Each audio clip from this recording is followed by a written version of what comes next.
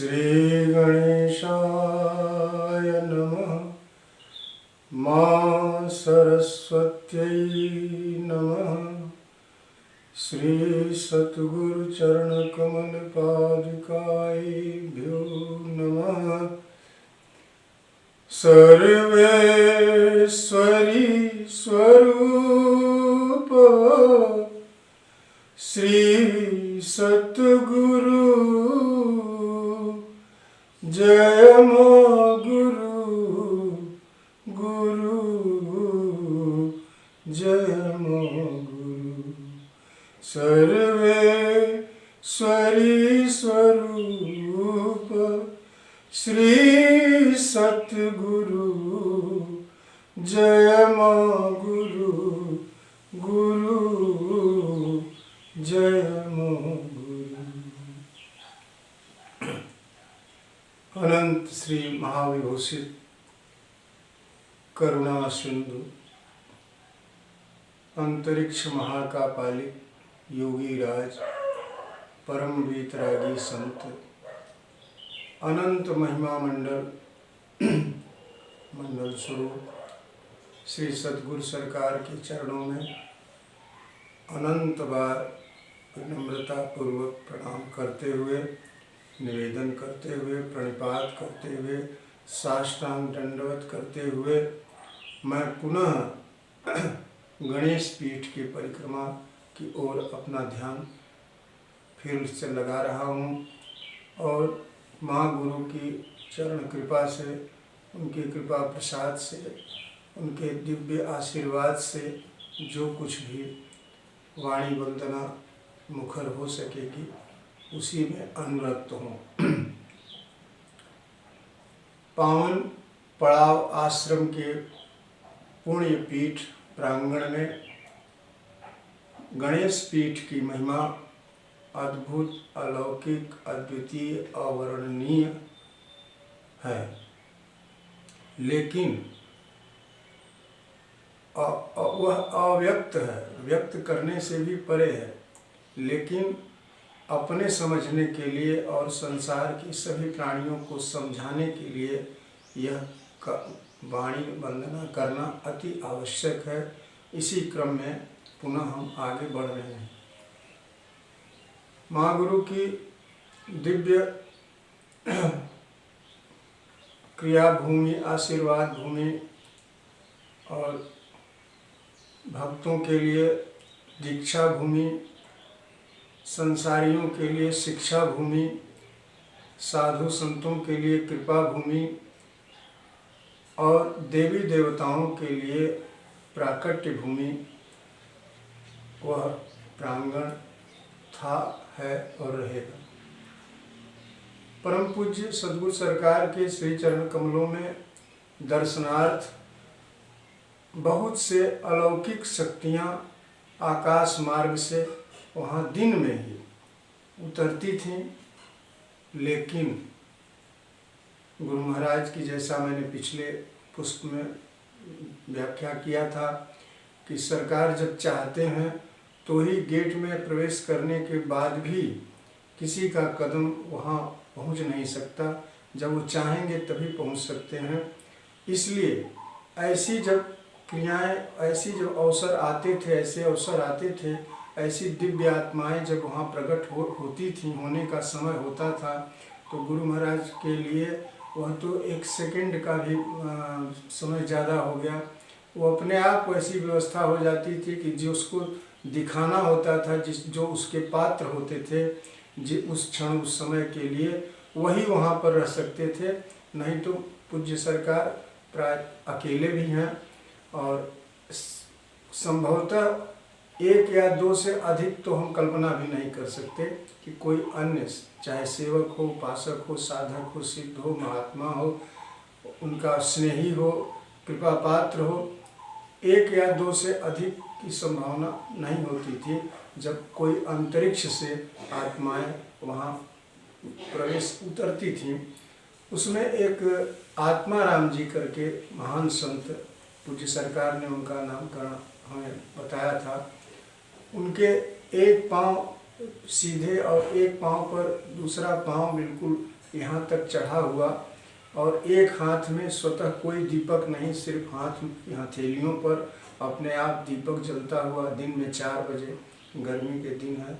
और उसी बेल वृक्ष के नीचे आकाश से वो महात्मा उतरे और एक ही पांव पर खड़े रहे, उसी तरह से उनका सधा हुआ आसन, और पूज्य माँ गुरु के सम्मुख आरती किए।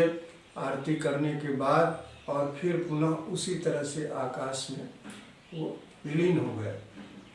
2 मिनट के बाद श्री गुरु महाराज मुखर हुए और बोले, इनको जानते हो? हमने कहा जी नहीं सरकार। उन्होंने कहा कि यही आत्मा राम जी हैं, और ये इस समय श्रीनगर की पहाड़ियों में पहुंच गए पुनः। तो कुल मिलाकर ऐसी वहाँ पर शक्तियाँ अवतरित होती थीं। एक बार रात्रि के 12 बजे पूज्य माँ गुरु गणेश पीठ में ही, वहाँ पर गर्मी के दिन थे और उनका दिव्य आसन लगा हुआ था, और अगल बगल श्वेत रंग के मसनंद लगे हुए थे और खूब अच्छा गद्दा बिछा हुआ था। पूज्य सरकार वहीं पर अपना आत्म सुख आत्मानंद की अति दिव्य अवस्था में विराजमान थे। एकाएक एक मूछ, धोती कुर्ता पहने हुए मूछ, बिल्कुल एक बहुत ही पहलवान किस्म का एक व्यक्ति सर पर पारात लिए हुए और गणेश पीठ के प्रांगण में एक तरह से प्रकट हुए, और वो सरकार के सम्मुख वो प्रसाद, उसमें प्रसाद बहुत से प्रकार के थे, रख दिए। रखने के बाद पूज्य सरकार के मुख से बस इतना ही निकला, आप वहीं से आ रहे हैं? उन्होंने कहा जी। बस उसके बाद वो भी अंतर ध्यान हो गए।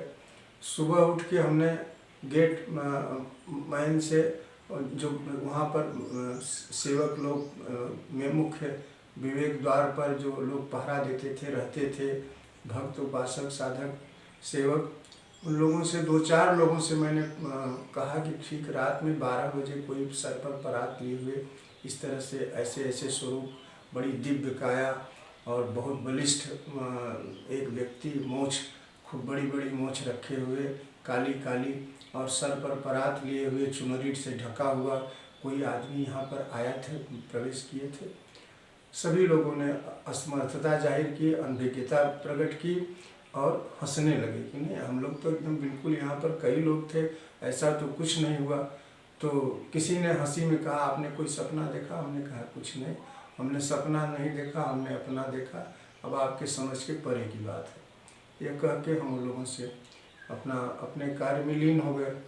इस तरह से अनेकों बार, एक बार 3 और माताएं, ऐसा लगता था कि जैसे बिल्कुल सामान्य सी साड़ी पहने हुए कोई गृहस्थ किसान परिवार की 3 महिलाएं माताएं एक साथ दिन में ही प्रभु के सम्मुख उपस्थित हुई, और उन लोगों ने प्रणाम किया और कुछ भी नहीं बोली, बस केवल प्रणाम की। माँ गुरु ने उनकी ओर देखा और वो लोग प्रणाम करके सिर झुकाकर सबके सब चली गई, 3 माताएं एक साथ। उस समय हम वहीं थे, हमको ऐसा लगा कि बगल के डुमरी गांव की ये माताएं हैं, और आज संयोग से ये लोग जो है नया परिधान पहनकर गुरु महाराज के दर्शनार्थ उपस्थित हुई हैं। वो लोग चली गई। कुछ देर के बाद माँ गुरु ने कहा कि ये अभी लोग आई थी, इनके बारे में जानते हो? ये कौन थी? हमने कहा नहीं गुरुजी, कोई माताएं नहीं होंगी। तो उन्होंने थोड़ा देर मौन होके फिर उन्होंने कहा, यही न महाकाली, महालक्ष्मी, महासरस्वती है। मैं अभिभूत हो गया, और हम लोगों की समझ जहाँ तक है वहीं तक हम समझ सकते हैं, लेकिन गुरु महाराज की कृपा, उनके मुख से, श्रीमुख से ऐसा भी सुनने को, ऐसा झलक मिलने को हम लोगों का जन्म जन्मांतर का पुण्य रहा, और ऐसी विलक्षण समय हम लोगों को गुरु महाराज ने अपने चरणों से लगाए रखा। उनकी प्रीति रही, उनकी कृपा रही, उनका आशीर्वाद रहा। इन्हीं सब कृपा और आशीर्वाद से अभिभूत होकर मन मस्तिष्क में गुरु महाराज की यादें कभी नहीं बिसरती, कभी क्षण भर के लिए भी ऐसा लगता है कि हम विस्मृत नहीं हो पाएंगे। गुरु महाराज की यादें में अपना मन हमेशा लगा रहता है। और हम नहीं, हमें विश्वास है कि भारत की भूमि पर अनेकों ऐसे साधक, उपासक, भक्त, सेवक आज मौजूद होंगे, हैं। हो सकता है संसार की भी मैं बात करता हूँ, संसार के हर हिस्से में गुरु महाराज के सेवक, उपासक आज होंगे और वे अपनी आनंद मग्नता में अभिभूत होकर गुरु महाराज की यादों में अपने को आत्मसुखी, आत्मानंद में लीन और अद्वितीय आनंद में अपना जीवन गुजार रहे होंगे। और ऐसे लोगों को मैं हृदय से विनम्रतापूर्वक प्रणाम करता हूँ, नमन करता हूँ, वंदन करता हूँ। मैं एक बार पुनः अपने आप में, अपने आप द्वारा इन पावन स्मृतियों को अत्यंत विनम्रतापूर्वक नमन करते हुए नवरात्र के पावन पर्व के आज प्रथम दिन में मैं गुरु महाराज के चरण कमलों में विनम्रतापूर्वक साष्टांग प्रणाम करते हुए सर्वेश्वरी स्वरूप श्री सतगुरु जय मां गुरु गुरु जय मां गुरु जय मां गुरु गुरु जय मां गुरु। पुनः अपनी स्मृतियों में आगे बढ़ते हुए वेद की एक मंत्र है अयम पंचजना। अयम पंचजना का अर्थ यह होता है कि यह 5 जन सामान्य से अर्थ में, लेकिन मैं महान संत दिवंगत श्री विनोबा जी के वाङ्मय जो करीब 20 भाग में है और उसमें पहला भाग जो वेद चिंतन का है, विनोबा जी भी उन्होंने साहित्य के मामले में हमारे भारत